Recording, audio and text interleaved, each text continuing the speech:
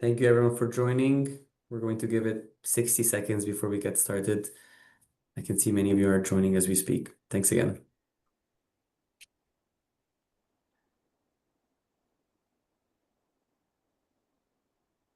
Great. I can see we have around 40 people already joined, so we can maybe go ahead and start with intros while we let other people join as well.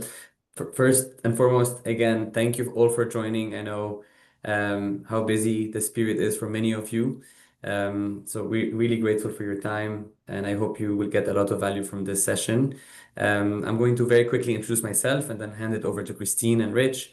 Christine and Rich, thanks also for joining and making the time for this very important session. Many of the people attending are looking forward to learning from your experience and from your knowledge and capabilities. Quickly about me, I'm an environmental engineer by background. I'm very passionate about the work we're doing here at Tracera. I spent around a decade working at Bain& Company, specifically serving manufacturing and real estate companies on their sustainability journeys. Um, I've supported both the regulators and enterprises over the last 10 years in different regions of the world, the Middle East, Europe, and the United States. And I'm, very passionate about this and feel very grateful that I get to work with leaders such as Rich and Christine on a day-to-day basis. Um, that's me. Christine, would love to hear an intro from you. Hi, everyone. I'm Christine Yuri. I spent a decade working at Engie, a French multinational energy company, where I served as the Chief Legal Officer and Chief Sustainability Officer of Engie Impact. Today, I have my own consultancy, Curie Insights, and I work with general counsel on up-leveling their ESG programs and implementing AI governance. Thank you, Christine. Mhm. All right. Well, good morning, good afternoon, good evening, depending on where you are when you're joining us. My name is Rich Good. I work at PwC in our sustainability services practice. I've been in professional services for about a dozen years, most of that with Big Four. Prior to that, I was in industry, long time as a product manager, but then I pivoted and became my company's first ever chief sustainability officer. So I like to say I've had this job from both sides of the tables, from the client side as well as from the professional services side. My specialty happens to be greenhouse gas accounting and climate related risk. I have some extracurricular activities I do for fun there, and was even one of the contributors to writing one of the frameworks we're going to talk about today. So really excited for our conversation today. Patrick, back to you. Thank you, Christine. Thank you, Rich, for the intro. Let me just start by saying that I empathize with many of you. I know we're living in a world of uncertainty, especially in this field. It seems like every week and every day is packed with surprises and changes. So my hope for today is at least you can leave the session feeling a bit better about what you should do next. And I think there's a lot we can learn from Christine and Rich's experience. Today's session is going to be the first 15 minutes. We're going through some slides where we're going to present what we know and what we don't know about the state of the California rules. Then we're going to spend most of the session going through a Q&A. I do encourage all of you to drop your questions in the Q&A. We will make sure to go through all of them. If for some reason we could not go through all of them today, we'll make sure to follow up with all of you with answers to those questions. Also, we're going to have a few polls as we go, so it would be great for you to participate. It will help us to make sure that the content that we're sharing today is very relevant and relatable to many of you. As you can see on this slide, a very high level, I'm just presenting what we know about the SB 253 and SB 261 proposed California climate disclosure rules.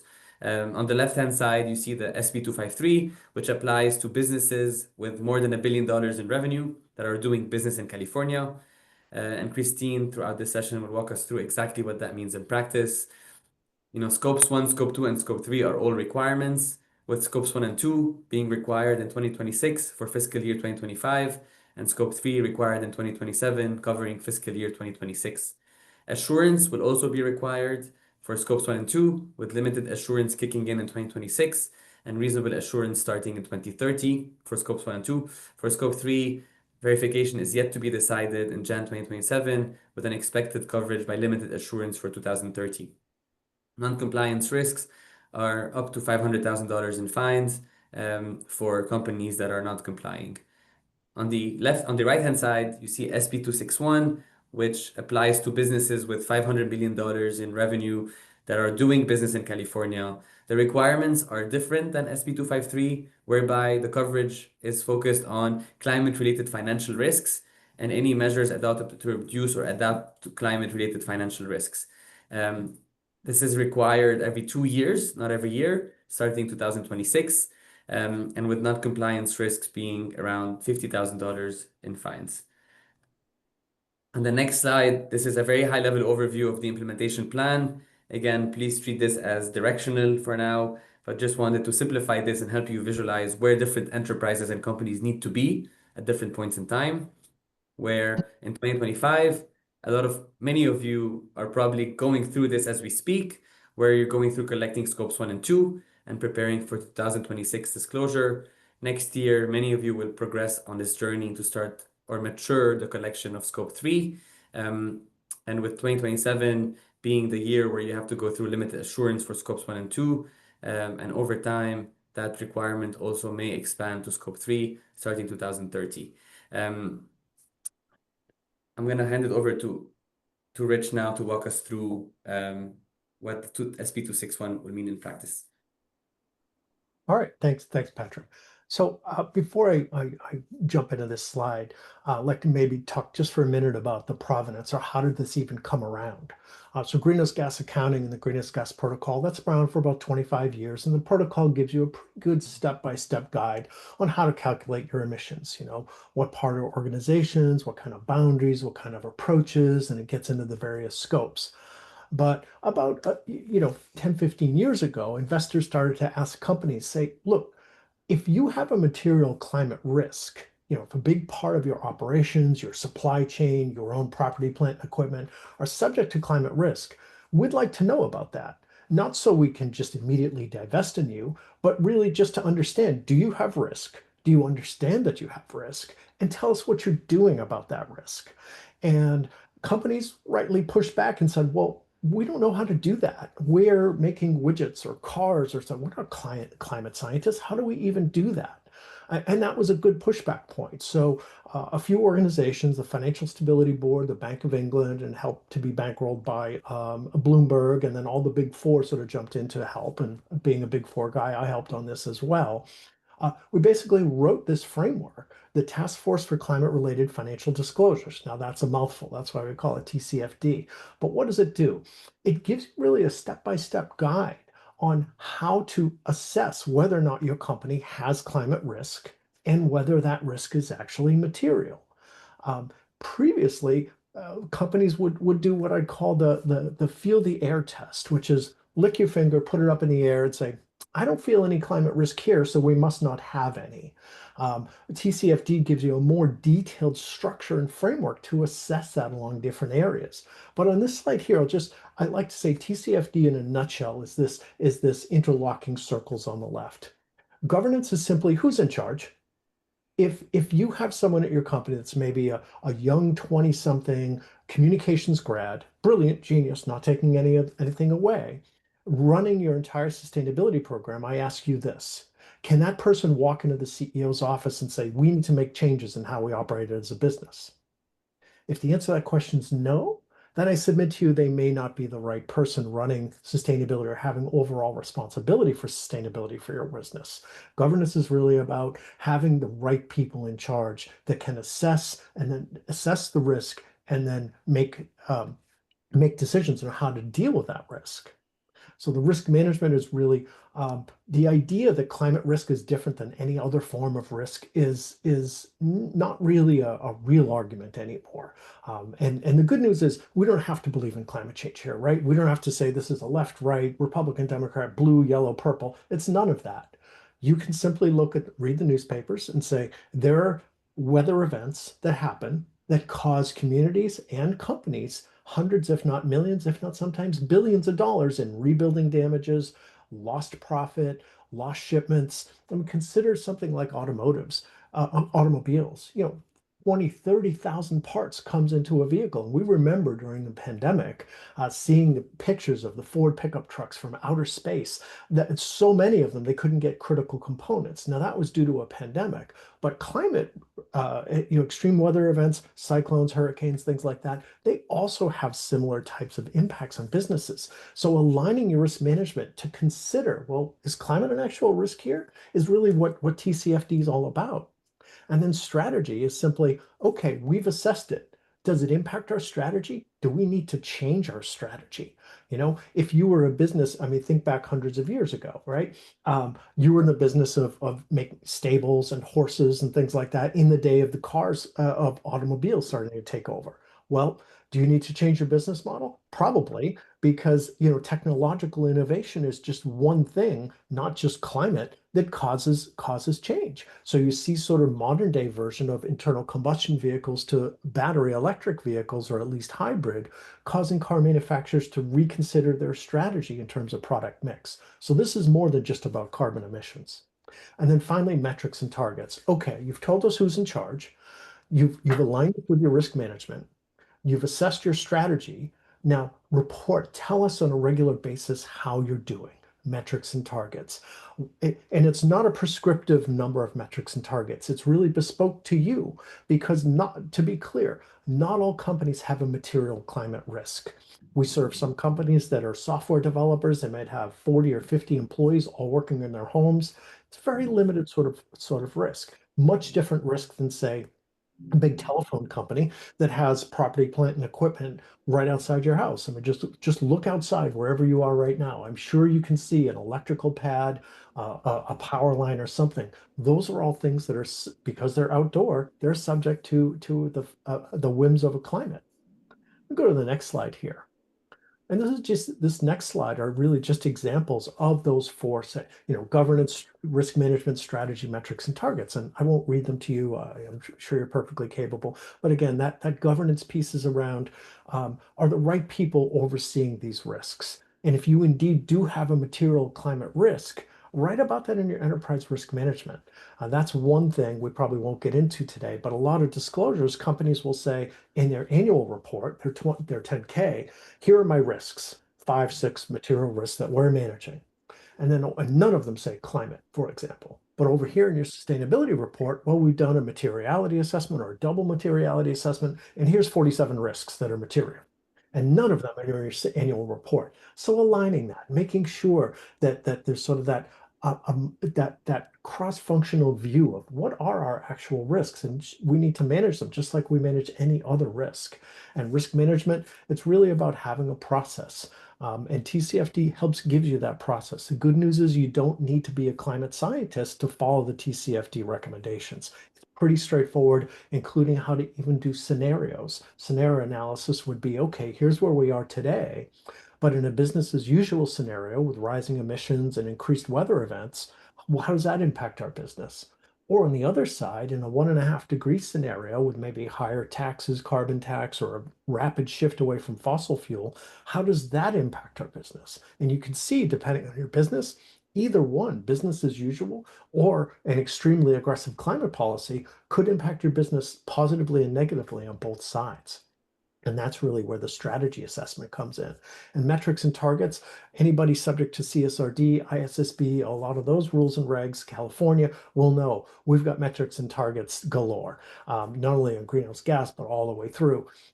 To me, TCFD is less around the regulatory compliance piece, but once you go through this analysis well and thoughtfully, it gives you a different sort of S benefit, not sustainability, but strategy.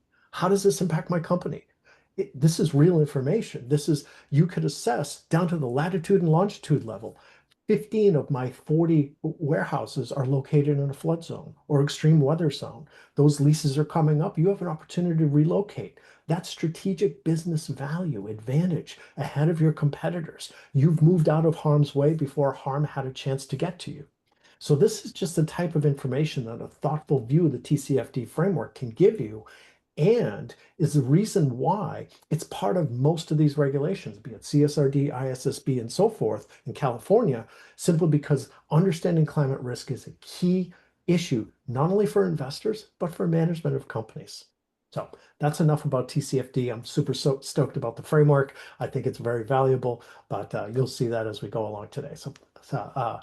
Christina, I think over to you now. You're going to talk a little bit about the recent webinar that the California Air Resource Board held. Absolutely, I would love to.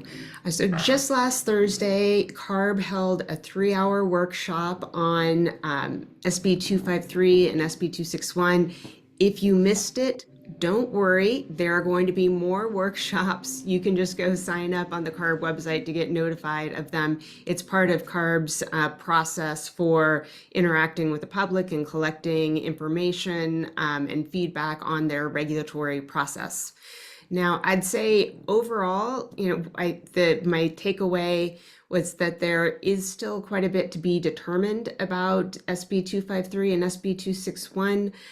If you have read the statutes on them, these two, they're very short. Neither one of them has a lot of details. For SB 253, CARB, and that's the California Air Resources Board, very influential within California, but was directed to develop implementing regulations, but by July 1st of this year. CARB made it clear that those regulations will not be released by July 1st. They were mentioning end of this year. So I would expect, something in December, perhaps, from CARB on the implementing regulations. So that puts us in this period of uncertainty. And then for SB 261, the statute doesn't actually require CARB to create implementing regulations. Unclear whether CARB will do so or not. But there is still this period of uncertainty. CARB did try to give some guidance on different points.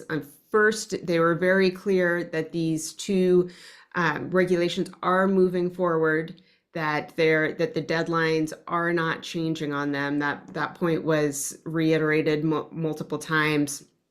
And what that means for SB 261, that's the reporting on climate risks, that those climate risk reports are due on January 1st of 2026. And so for me, if I were looking at that, from my chief sustainability or chief legal officer hat, I would be thinking, okay, I need to start thinking about this now and start working on it now. I can tell you that the climate risk assessment is a bit complicated. You have to go through different scenarios based on whether it's a 1.5 degree raise in temperature or a 2 degree or 3 degree, create different scenarios for your business. You'll most likely need to get some external help in working through that. So I would start getting a plan in place now.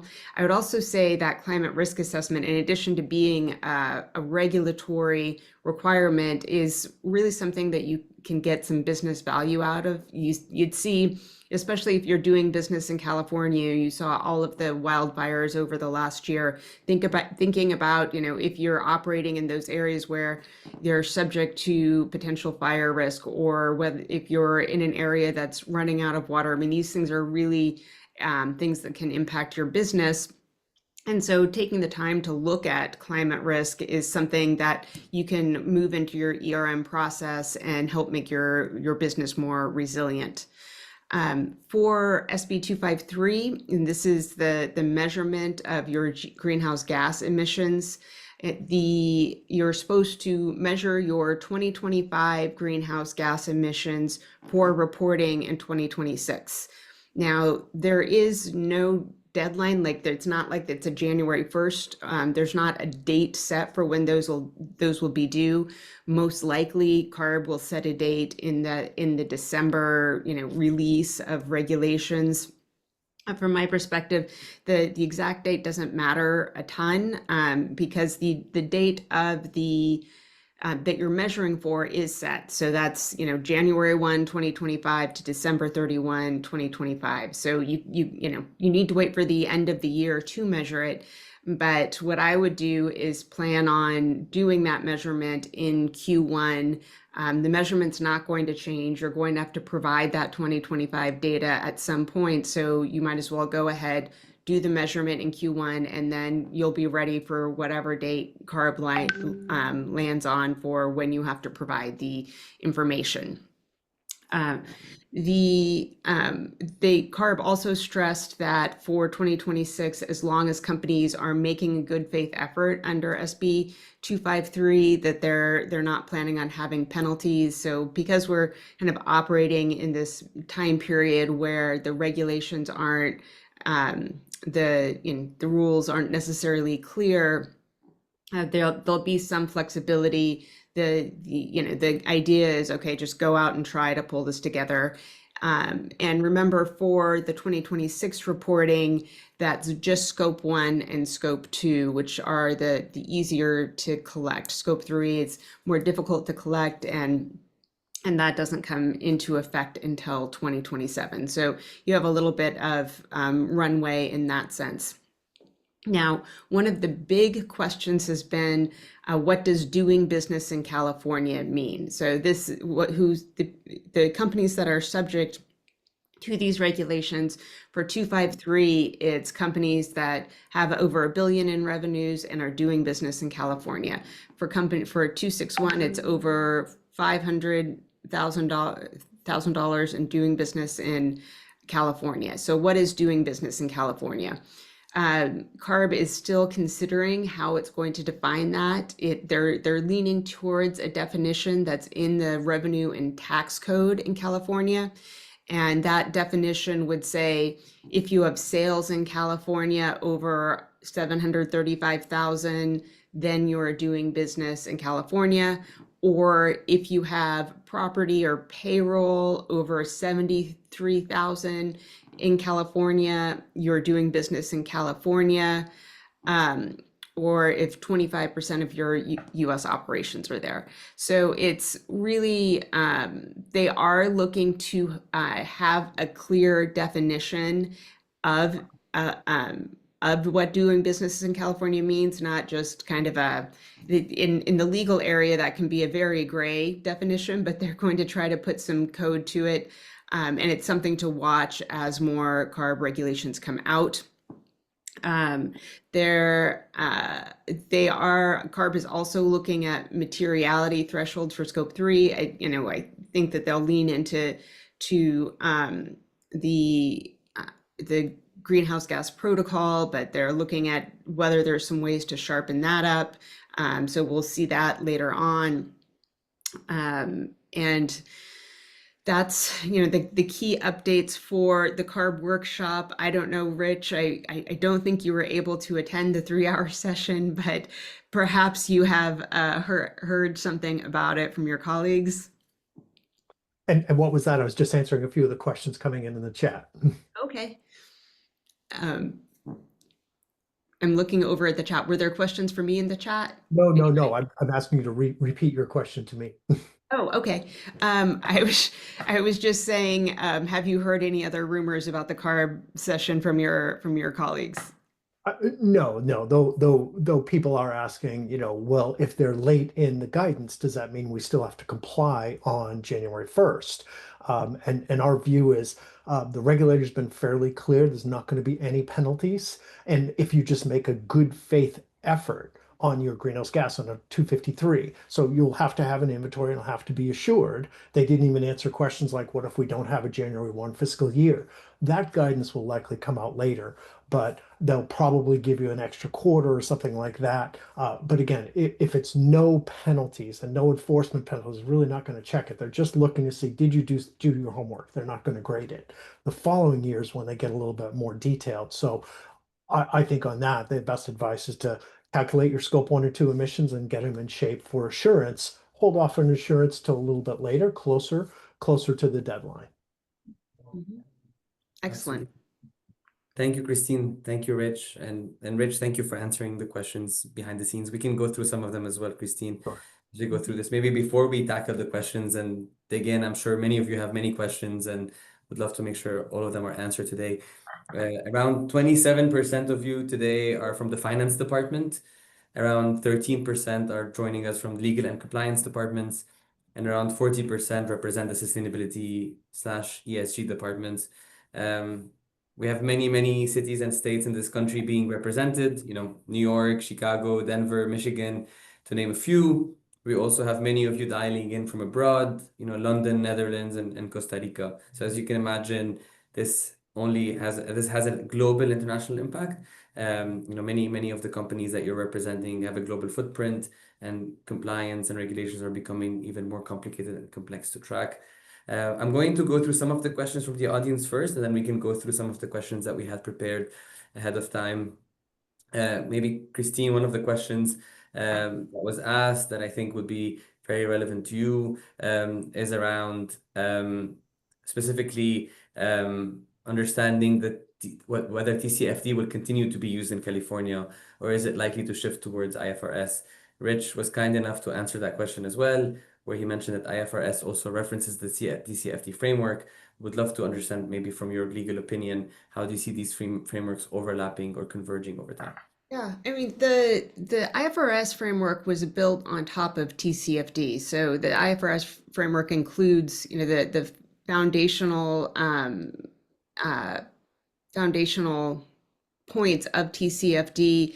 There are a couple additional requirements for IFRS, and definitely I've seen, CARB reference ISSB, but they're really very substantially overlapping. I'd love to give Rich an opportunity to comment, though. Having written TCFD, what do you think?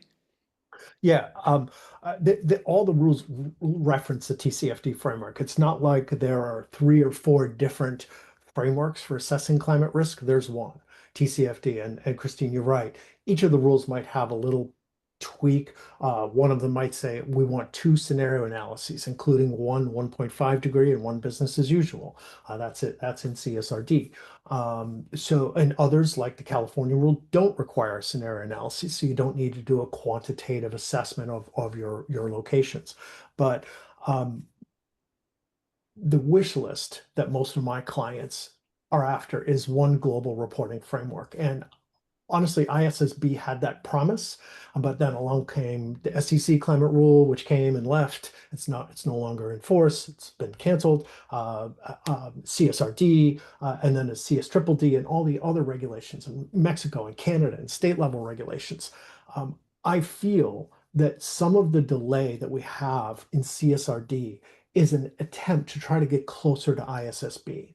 I don't know that we'll end up with one reporting framework that you can issue one report and cover every jurisdiction in the world. That's my hope. I don't think I'll see it before I retire, but that's what we're trying to align to. So trying to get more commonality.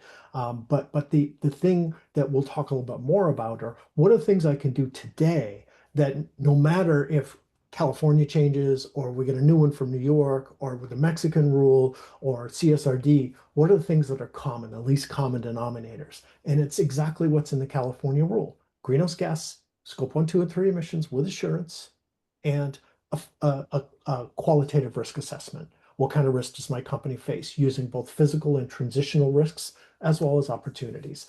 So I'd say that those are going to remain the common denominators of any climate rule. And if some random country comes out and says, we want you to calculate greenhouse gas emissions, but using a completely different framework, that's very unlikely to happen, because there's really only one framework out there. Absolutely. Thank you, Rich, for that. Christine, maybe the same question for you. Rich was talking about some of the no regret moves. What early actions can companies take to prepare, regardless of changes or prioritization of different frameworks, given the uncertain regulatory environment that we live in today? I'd say, regardless of whether you have to report under the California regulations, companies today need to be measuring their carbon footprint. I see this all the time with companies I meet with that are having pressure down the supply chain. Your larger, or kind of largest companies have all set some sort of climate targets. They want to be able to report from their supply chain companies.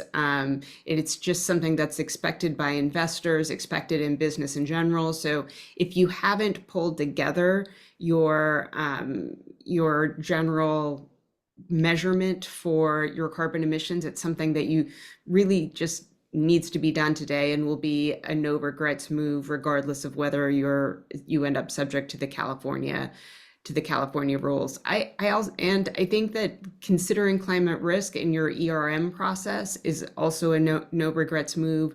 We are clearly moving into a world where climate is triggering weather events. Like Rich was saying, these events have significant economic impacts on companies, and it should be considered along with the other risks that you look at in your ERM process. Thank you, Christine. Maybe I would love to double click on this specifically around scope 3. As you can imagine, most of the companies that we work with, scope 3 represents around 70 to 90% of overall greenhouse gas emissions. The more you are, like, depending on where you are in the supply chain, obviously that number may vary. The more upstream you are, the more scopes 1 and 2 represent the bigger part of your emissions. But maybe digging into scope 3 and maybe digging into a practical approach or practical advice that you can give some of our attendees today around how to calculate scope 3 emissions. What tools, what frameworks are proving the most useful? Where do I get started? Especially for the bigger the company, the more complex this exercise is. Yeah, Rich, would love to hear from your experience, how you've dealt with that with some of your clients. Sure. So the greenhouse gas protocol, there's a scope 3 supplement. When you think about it, it's really only about 15 or 20 years old, the scope 3 supplement. The greenhouse gas protocol was first put out, I think, in 1999. So it's not that old. It's unlike GAAP or IFRS or long-standing financial rules. And really, companies only really started to pay extra good attention to it in the last dozen years or so, maybe even less. So when it comes to scope 3, well, scope 1 and 2 is easy for a lot of people to get comfortable with, particularly people who are left brain, very data focused, because the calculations are pretty straightforward. How much energy did I buy? That could be kilowatt hours, MMBTUs of natural gas, liters of gasoline, what have you. Multiply that by the emissions factors, and you get your carbon footprint. It's pretty straightforward, right? Whereas if we look at scope 3, there are 15 categories, and they break up, broadly speaking, into about half being upstream, so before you make your product and send it out the door, and about half being downstream after you make your product or your service and send it out the door.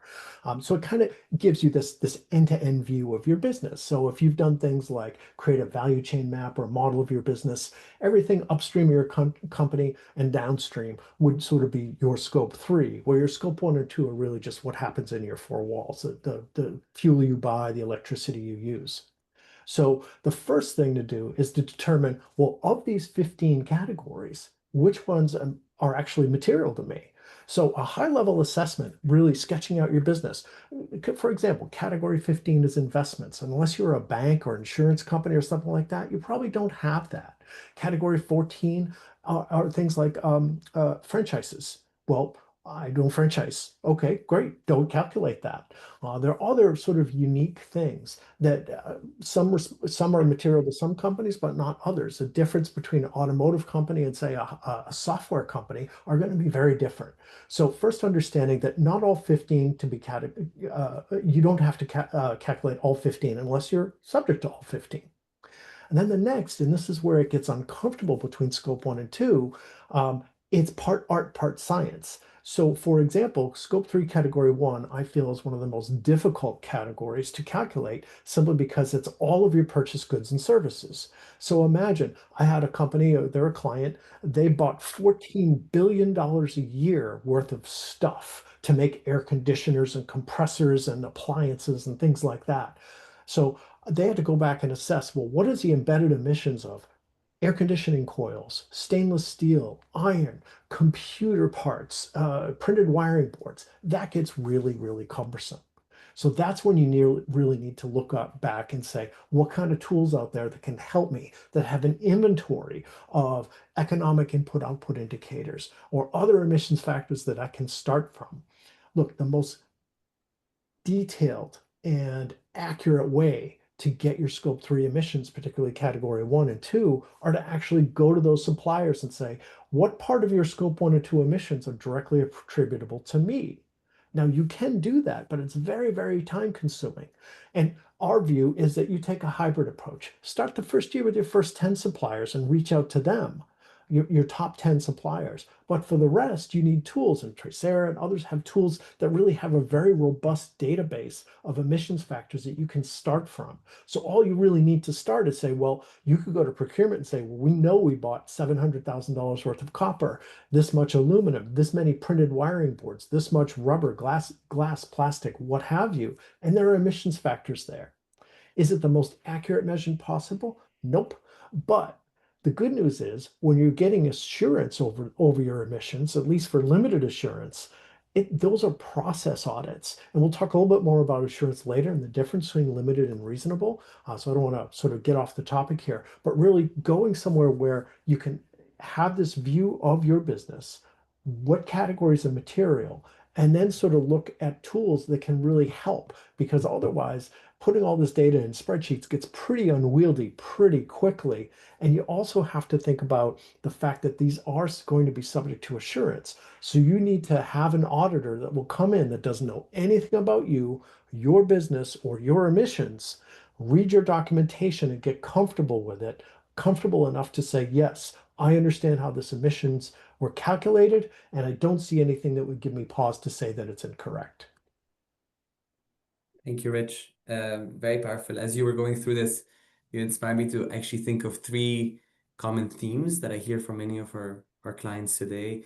Number one is the importance of the sector that you're in and where you play in the value chain and the impact on different scope 3 categories. For example, most automotive companies, like Stellantis or MAN Trucks or Volkswagen, scope 3 category 11 is the most relevant, right? Which is the use of your goods sold. And that also applies for appliance companies and electronic companies, where really most of the usage of what you sell happens after you sell it, right? And that is a very different enigma or different problem to solve than scope 3 cat 1, which most of the data sits in your SAP Ariba or S4HANA today in your existing systems. Number two is, in today's world, 90% of the data comes from your existing ERP systems or existing data sitting within your organizational boundaries. In the next 5 years, that 90% is going to be outside of your org boundaries. So as we evolve over the next 5 years, most of the data is going to come from outside of your systems, whether it's your suppliers or whether it's your customers or whether it's barcodes that you scan for the batteries that you sell after you sell them. And whether it's competitor data or benchmarking data or emission factors that live in, or LCA data that lives in databases out there. So this is a journey, which brings me to my last point. Don't try to perfect this from the ground up, right? Data needs to go through a maturity curve, right? For example, for scope 3 category 1, you can start with spend data, which is imperfect, but it's a good place to start to be able to know exactly where you need to focus on creating more precise data. Which brings you to my second point, which is at that point, you can then evolve beyond spend data to focus on activity data or weight data, where you can start creating more accurate data for your scope 3 cat 1. Finally, the key is to start tapping into your suppliers and gathering LCAs directly from them, which is again where I envision the industry will be in the next 3 to 5 years. Christine, would love to double click on understand, you're a lawyer by background, you've worked with many legal counsels, you've worked with companies from different sizes all around the world, European and American, and many more. Would love to understand from your perspective, how do you envision the California requirements aligning or misaligning with ISSB, CSRD, the Canadian ISSB, the Australian disclosure rules, and many more? Yeah, good question. So I don't know every regulatory scheme that's out there, but I do have some broad comments on this. So first, you always hear, no matter which regulator it is or which framework, there is a strong desire to be as aligned as possible and a desire to avoid having companies need to report in different ways under different schemes. So that is a broad intent. As Rich noted, there is not a single scheme currently, and there probably will never be one single scheme, but there is a desire to make these things work together. Now, when you look at ISSB, like we talked about earlier, and Rich went into detail, it's based on the TCFD, but it does have a few additional elements to it. And what happens with the ISSB, you're probably all getting, acronym overload by now, but it's the International Sustainability Standards Board. And ISSB was adopted into IFRS, just to add another acronym, the International Financial Standards Board. And what happens with these aren't legally binding, but then they're adopted in different countries, like Australia and California and Canada have adopted the IFRS reporting standards. But as those countries adopt these standards, they can make little tweaks to them if they want. They don't have to take the standards just as they are. Most kind of leave them primarily intact, and then they might have little shifts to them. So I think that where you'll end up, because they all come from this common TCFD hub, and then you're seeing it kind of expanded upon with ISSB, a lot of those regulations are going to be very similar. Now, the European regulations, CSRD, I'm not going to try to tell you what that acronym means, but the CSRD is much broader than all of the other regulations. It requires much more data input. It introduces a concept called double materiality, where you're looking, an ISSB just looks at the financial impacts on the company of the different climate and sustainability challenges out there, where the CSRD also looks outwards to see what is the company's impact more broadly on the world. So the CSRD is much more broad than any other regulation out there, but it does include kind of core components of all of these other statutes. So I think what you'll see is that there's a common base from them all, and then there's just going to be little tweaks among them that will probably drive in-house counsel crazy to try to keep track of all the different little tweaks that are happening around the world. But it shouldn't be, a complete start over in every country. I'd actually like to just pile on something like Christine, and what we're seeing with a lot of our clients is there is a sort of fatigue from the amount of regulations that are out there. So CSRD, Corporate Sustainability Reporting Directive, CSRD, there'll be a quiz Thank on you, that. Rich. But Christine's right. It's the most comprehensive, but it was almost too comprehensive. I think they reached for the sun and got burnt. A little bit of an Icarus, and they're coming back and saying, okay, how can we rationalize this? Hopefully closer to ISSB. So I think that's an important thing. But looking at sort of the overall size of these regulations, there's one common thing, and it's data, or the difficulty in getting your hands on that data. So I like to say to my clients, look, I'm happy to come here and to serve you. If you don't have any tools, you want us to do this work manually, that's fine. We'll do it manually and document and give you everything you need to be compliant and pass an audit. However, if you don't think about tools, data, and technology, we're going to be back here next year too, and the year after, and the year after, doing all this manual work. And look, I'm a consultant. I know people like to see me show up, but they also like to see me leave, because that represents money that they could be spending on other things. So I like to do it, what I call a teach to fish model. We'll build it, help you install and leverage technology, like Tricera and other things, or maybe Workiva for last mile, what have you. But then you're left with a complete solution. So whatever new regulation comes in with their annoying tweaks, like Christine's right about, it's a matter, once you have your data in one place and a data repository with a last mile reporting tool and help calculation, every regulation is a reformatting exercise. That sounds a lot better to me than starting from scratch. We need another consultant. We need to hire someone else. Look, you're just not going to get that. I've never heard in my career, hey, Rich, do less work with more money. It's usually the other way around. Do a lot more work and you've got less money to do it.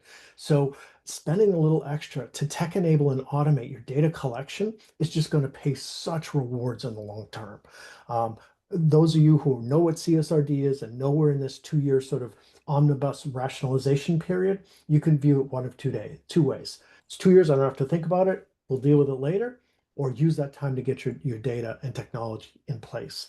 And if you do that now, just think about how frantic and frenetic your compliance life was 6 months ago. I know what mine was like, and I'm not even working for companies. I'm just helping you all do that.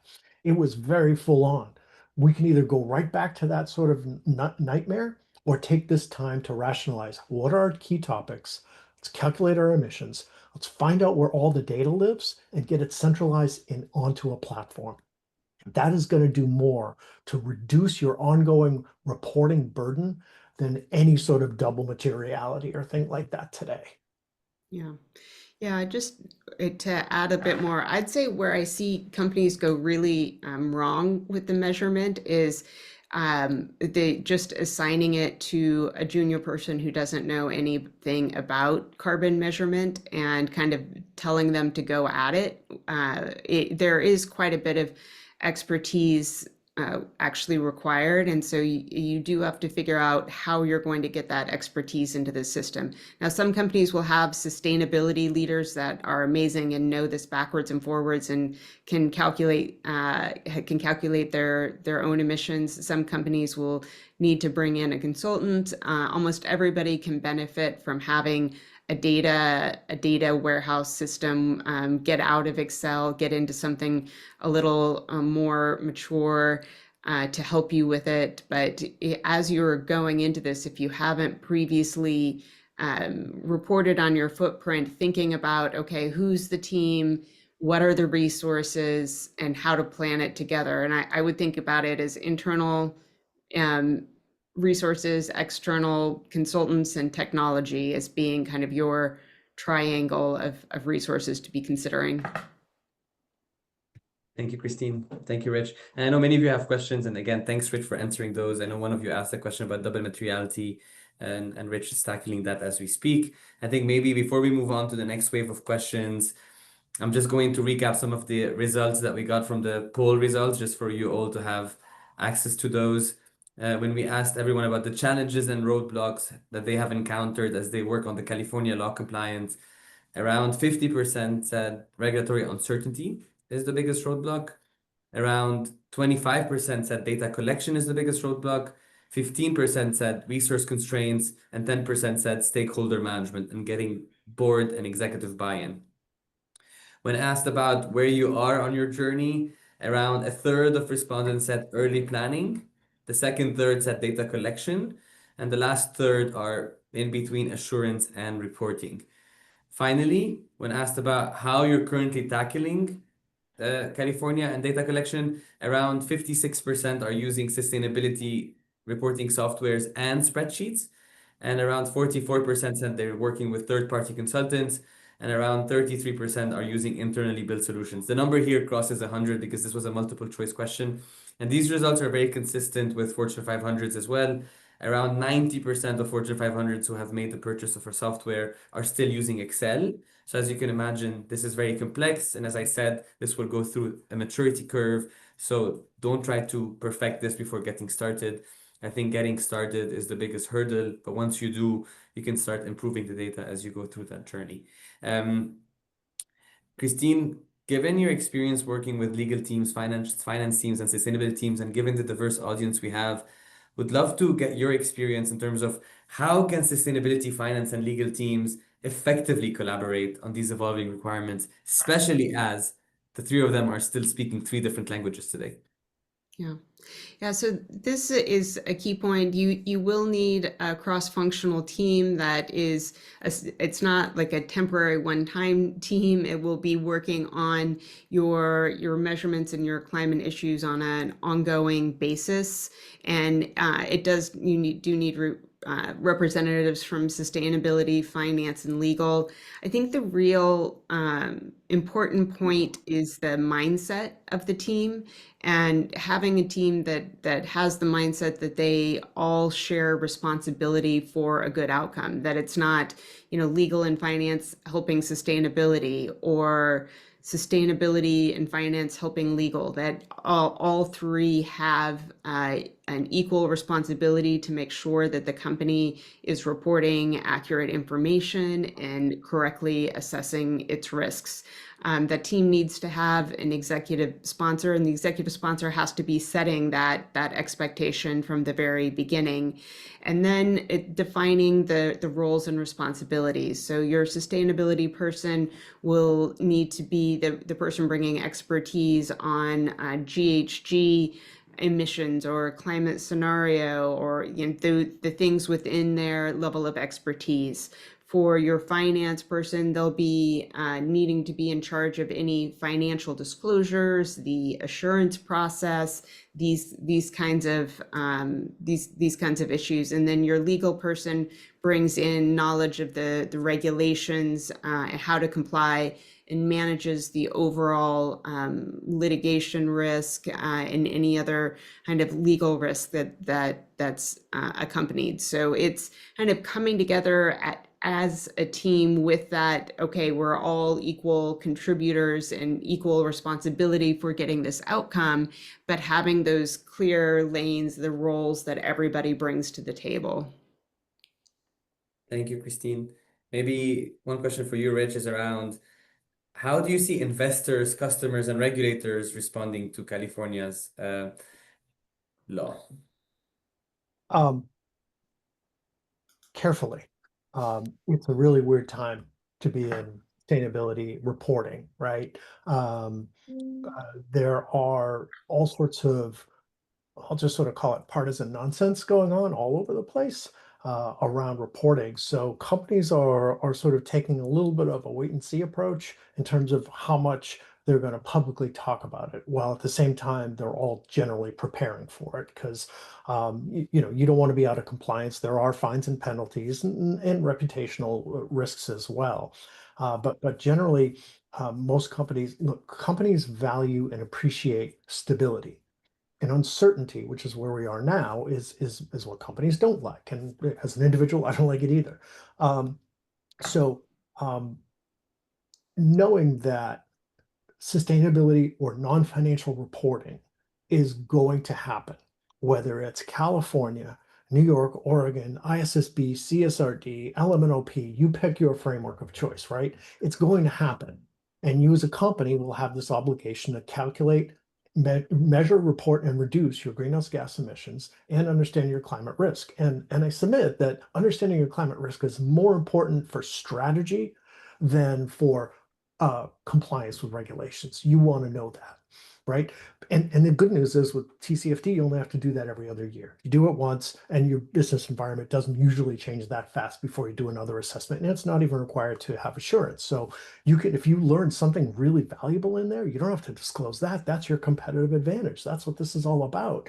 It's getting benefit, strategic advantage from compliance. You remember the old saying, never waste a crisis, right? If you see climate reporting and all this work we have to do as a crisis, and for many it is, well, how do you want to take that? How can I capitalize on this crisis? How can I understand my climate risk in such a way that I gain an unfair competitive advantage for my company?